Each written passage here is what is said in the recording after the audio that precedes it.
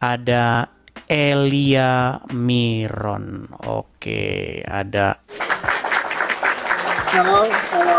Shalom. Shalom. Gimana kabarnya Elia? Silakan Baik, baik, nyalakan baik. kamera.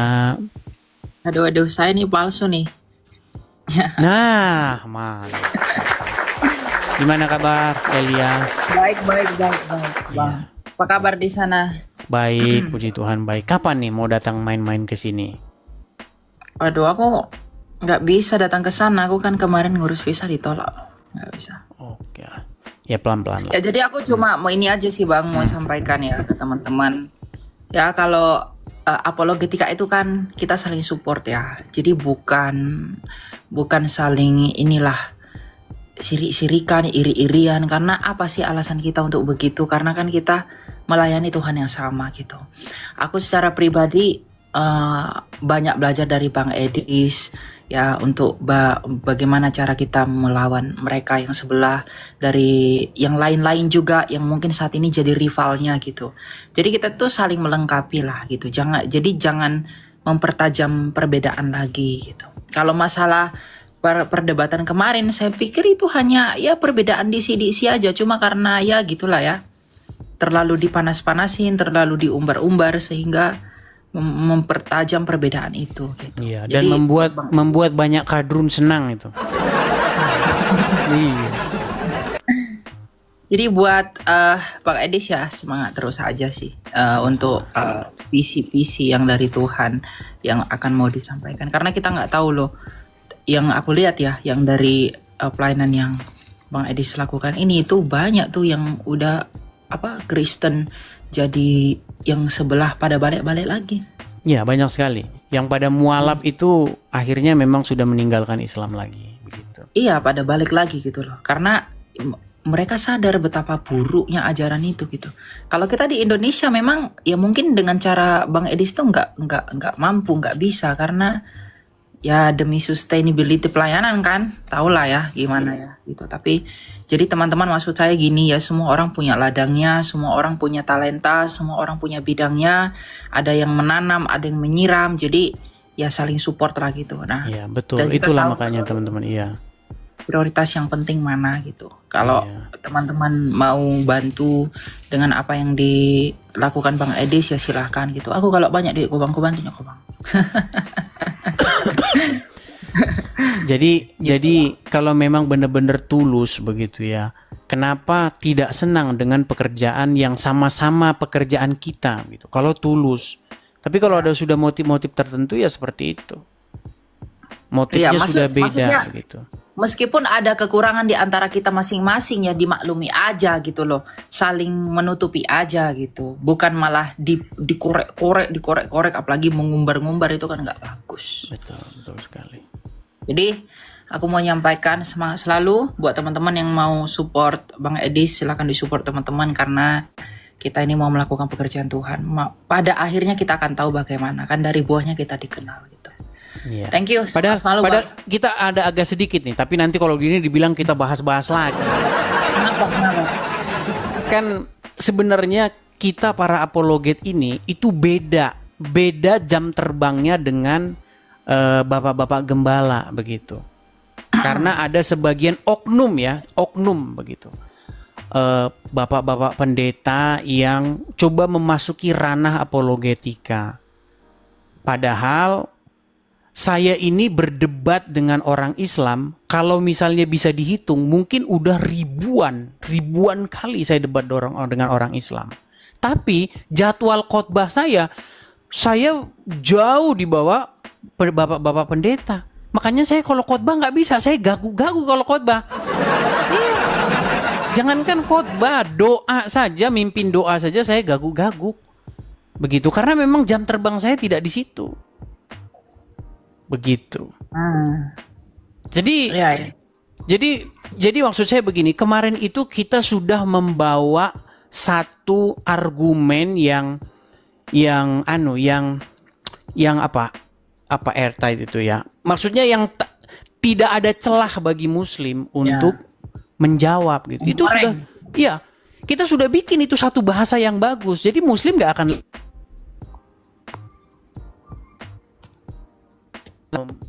menyerang kita gitu. Tapi ada ya dalam tanda kutip oknum-oknum gitu ya dari orang-orang tertentu yang ingin merubah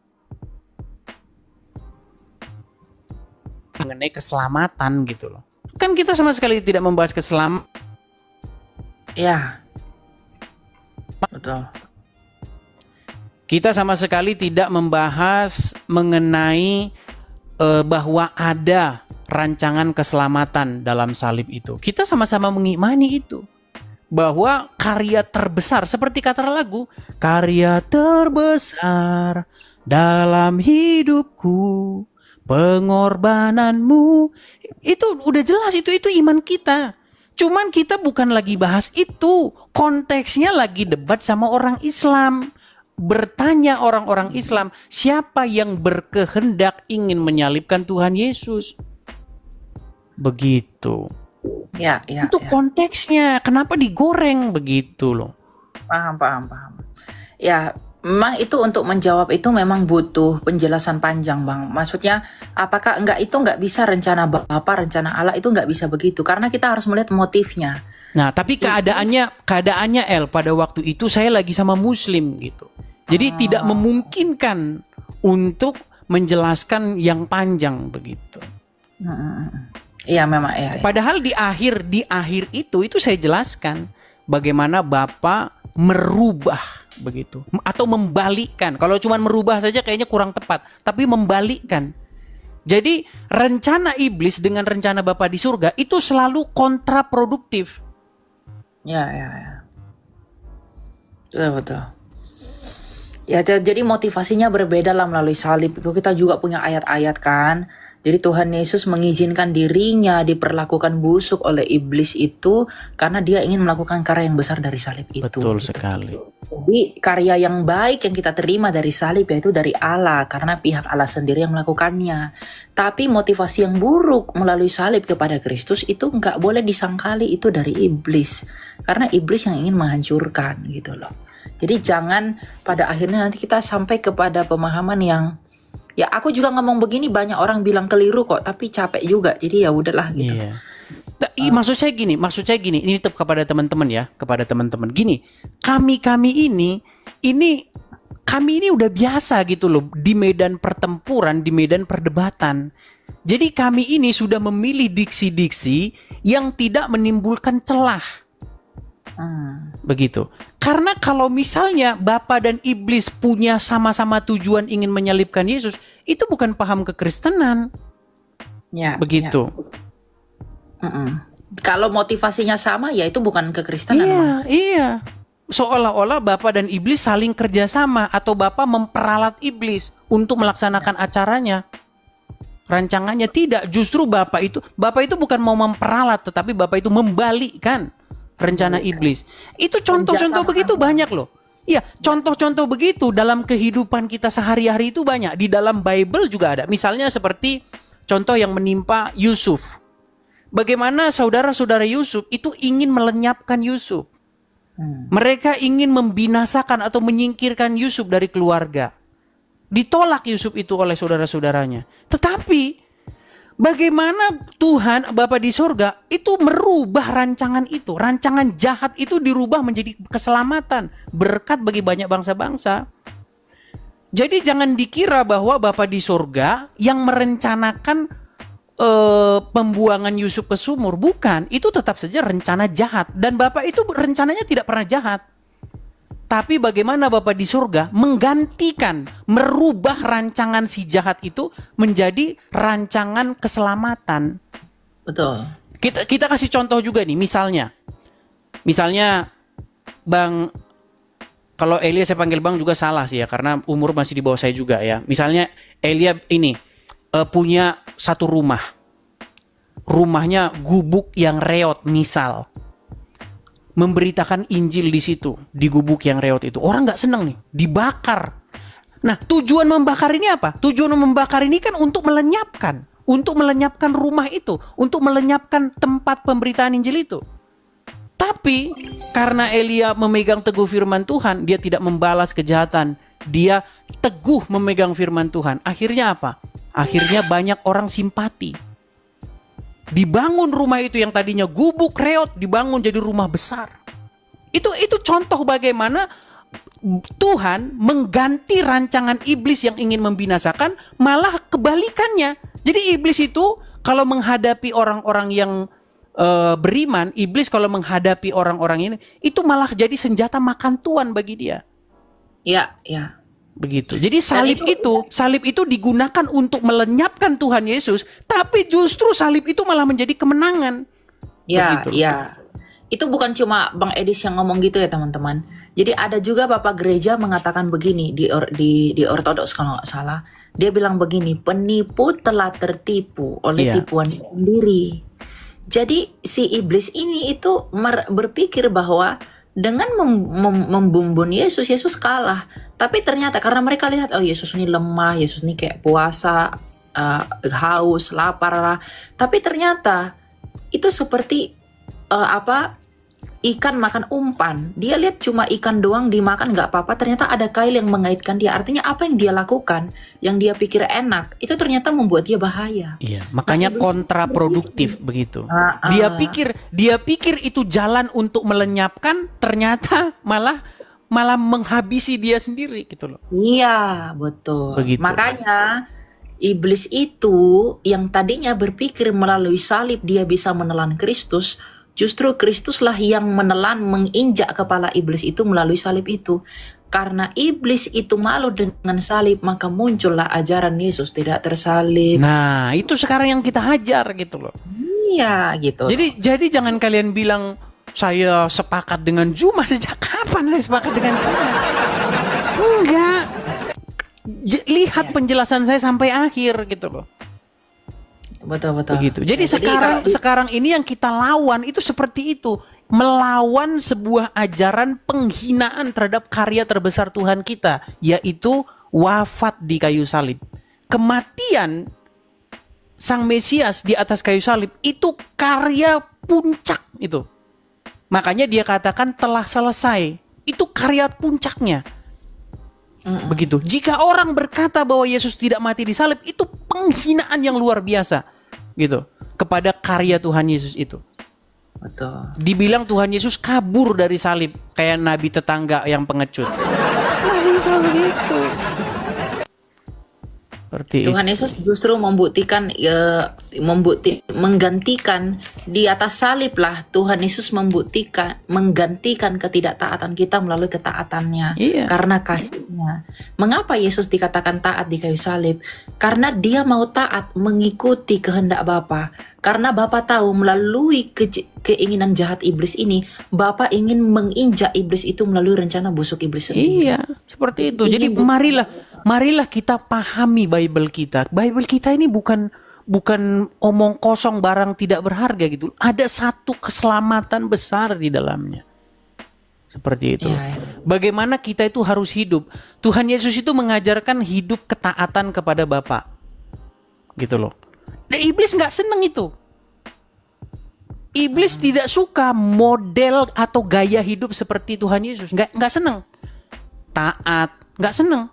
Makanya iblis tuh berusaha membinasakan, termasuk menakut-nakuti dia dengan hukuman mati itu, salib itu. Apa Yesus takut?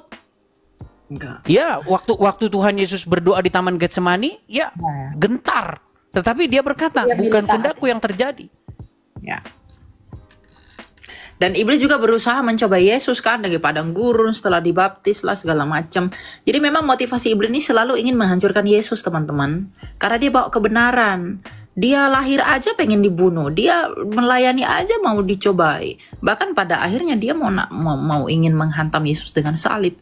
Tapi justru Yesus kan dikatakan dalam Filipi yang walaupun dalam rupa Allah, ia tidak menganggap kesetaraan dengan Allah. Di Ibrani sebagai juga milik yang dipertahankan. Ya, di Ibrani juga dikatakan ia juga mengalami kelemahan-kelemahan seperti kita. Ya artinya Tuhan Yesus ketika datang ke dunia ini penampakannya seperti manusia biasa.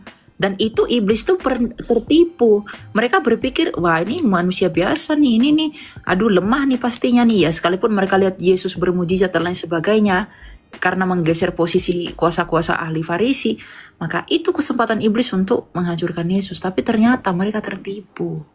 Jadi salib itu yang tadinya adalah eh, keinginan iblis untuk menghancurkan Yesus, tapi justru melalui salib yang samalah Tuhan Yesus mengalahkan iblis itu. Dan yang kita terima adalah kemenangan Kristus. Maka sekarang karya keselamatan dari salib itu datang dari Allah kita, karena Allah kita lah yang mengubahkan makna dari salib itu. Iya, itu. Jadi supaya teman-teman kalau pakai salib ngerti makna di baliknya begitu. Jangan seperti tetangga sebelah pakai bulan nggak tahu bulannya dari mana datangnya. Gitu. Kepala Dewi Aprodit. Iya. Jadi maksudnya supaya begini teman, inilah kami para apologet itu teman-teman. Kami ini punya jam terbang begitu. Jadi kami ini ngerti kok. Kami akan mencari sebuah diksi, kami akan merangkai sebuah kosakata di mana bangunan kosakata yang kami bangun itu tidak bisa ditembus oleh pertanyaan-pertanyaan selanjutnya. Gitu loh. Itu yang kami lakukan teman-teman. Jadi yang bukan apologet, oknum-oknum pendeta, ya khotbahlah di gereja, itu kan bagus juga, itu pekerjaan Anda begitu. Saya malah seneng kalau Anda khotbah, saya malah dengerin gitu loh. Aku juga khotbah di gereja Bang, karena aku tiap hari Minggu tuh ada khotbah di gereja. Cuma gini, kalau aku berhadapan dengan dengan ya sebelah itu, dengan aku berhadapan dengan jemaat itu beda apa yang mau disampaikan gitu loh. Yeah. Jadi caranya itu mengkontekstualisasikan pesannya itu beda, meskipun intinya sama gitu. Menurut aku gembala-gembala atau para hamba Tuhan saat ini pun ya kebanyakan sih mengerti dengan apologetika kita. Cuma ya taulah ada orang yang menentang dan lain sebagainya. Yang pertama, karena memang punya doktrin yang berbeda. Itu yang pertama. Yang kedua, ya oknumnya itu punya doktrin yang berbeda dengan kita. Ya enggak masalah, enggak apa-apa. Tetapi yang kedua juga ada yang memang dengan niat yang lain-lain lah gitu. Tapi sekalipun kita memang berbeda pandangan, berbeda dogma dalam hal memandang penyaliban itu, misalnya katakanlah begitu, itu nggak kita jadikan untuk alasan kita berpecah dalam semangat apologetika kita. Apalagi kita sama-sama berapologet juga. Tapi harusnya saling mediasi, saling tanya. Jadi akhirnya salah paham. Jadi nggak mengedepankan ego untuk, oh ini nih gua nih, ini nih nggak. Tapi diharmonisasikan gitu loh. Ini mana nih, kenapa dia bisa ngomong begitu, kenapa aku ngomong begini, dipertemukan nih apa yang menjadi masalahnya gitu, bukan yang terus dibahas sampai nggak selesai, padahal intinya udah selesai. Iya, mungkin ada motif-motif tertentu, nah ini yang kita nggak boleh teman-teman. Ya, artinya apa? Besi menajamkan besi, manusia menajamkan sesamanya. Maksudnya begini, kalau ada satu pendapat yang tidak ini, marilah kita jadikan itu sebagai gerakan kebangkitan iman, gerakan kebangkitan membaca Bible kembali. Tapi motivasinya jangan sampai motivasinya itu sudah lain, ngerembet kemana-mana. Ya. Begitu. Kalau motivasinya sudah ngerembet kemana-mana kan berarti ada yang tidak beres di hatinya, begitu. Ya, orang salah paham dengan kita ya nggak apa-apa. Saya juga mulai melayani 2 tahun lalu itu banyak disalahpahami. Tapi pada akhirnya kalau kita tulus Bang, kalau kita benar-benar ingin menyampaikan yang Tuhan sampaikan, atau yang benar-benar yang benar itu yang kita sampaikan, sekalipun orang lain salah memahaminya, nanti Tuhan sendiri kok yang akan menunjukkan itu gitu. Aku udah alami itu. Mudah-mudahan lah ya. Ya jadi semangat terus ya Bang ya. Aku mau sama-sama semangat juga El, semangat juga. Ya thank you teman-teman. Sama-sama.